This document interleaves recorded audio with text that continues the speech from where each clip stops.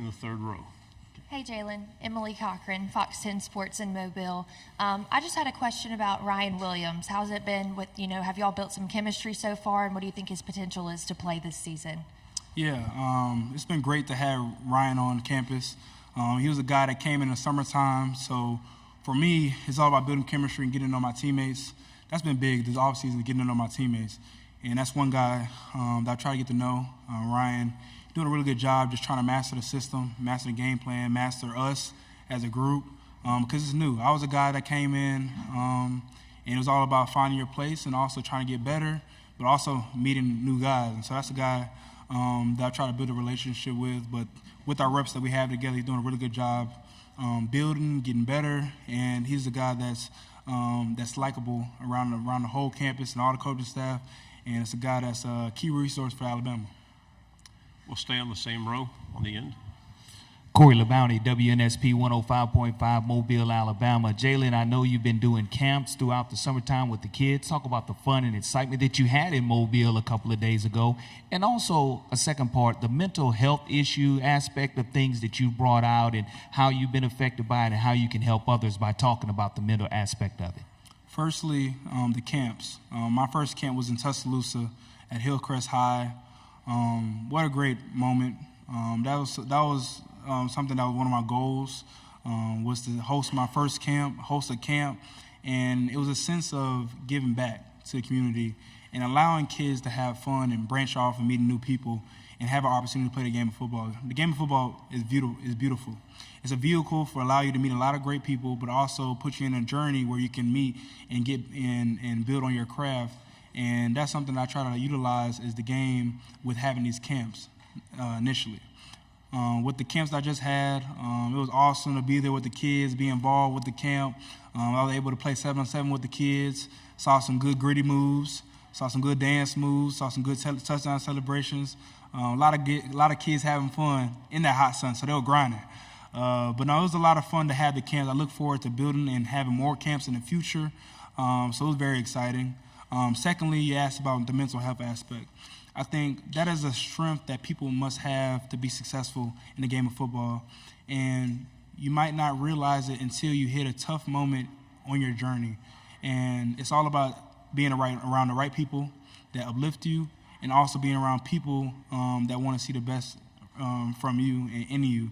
And so that's all what it came down to. And I'm a strong believer in faith and having that on your side, and it gives you direction and purpose, and it gives you the strength in any opportunity that is presented that adversity might pop up.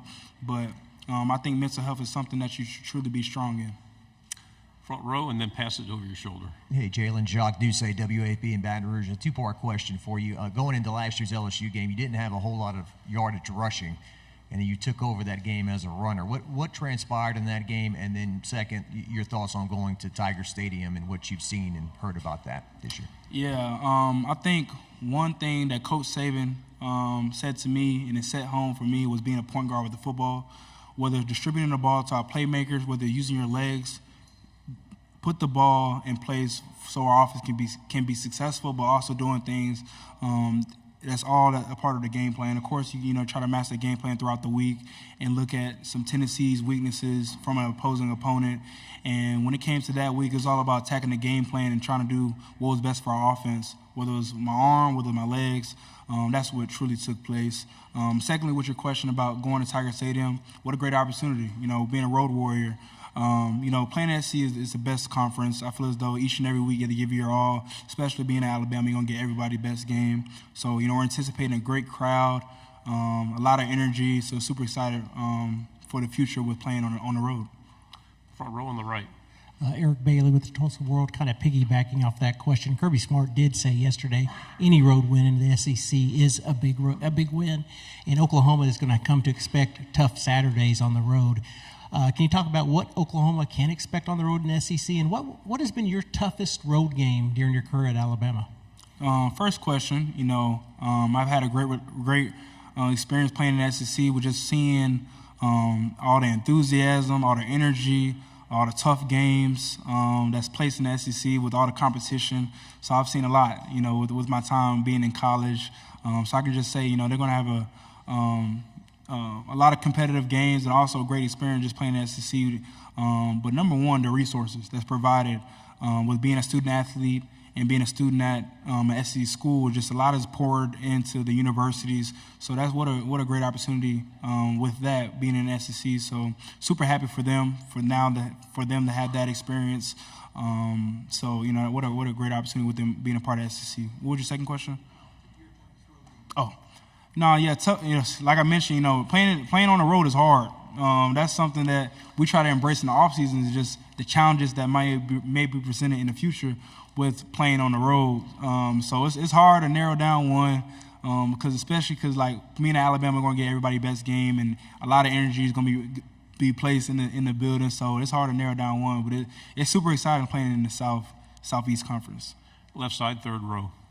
Tyler Shaw with KBTX and College Station. Jalen, first off, do you mind describing your fit to us? Well, okay, so it was down to 3 suits. I was trying to decide which color I was going to wear, whether it was a light suit, a black suit that was neutral, and a lighter color. It was hard to decide. I want you to guess when I decided to put that on and decide. I decided this morning. I hope I look all right, because I decided this morning right before our flight. But it came down to the shoes. You got to start with the shoes when you start your outfit off. So I got the black Pradas on, and so from there I built upon that, and then I got all the way up. Right side on the aisle. Yeah, Joseph Duffy, TSTV Sports in Austin. Your old lineman, Tyler Booker, mentioned how not just that final play in the Rose Bowl has motivated y'all so far in the season, but really the entirety of the game with some miscues that y'all wish you could have back. Being that your coach and Kalen DeBoer had the same kind of miscues that he wanted back at Washington, has he used that game, also the national championship, to motivate you all together, and if so, how? What a great question. I'll say there's a lot of things that you can always reflect on from past seasons, and number one for us was last year.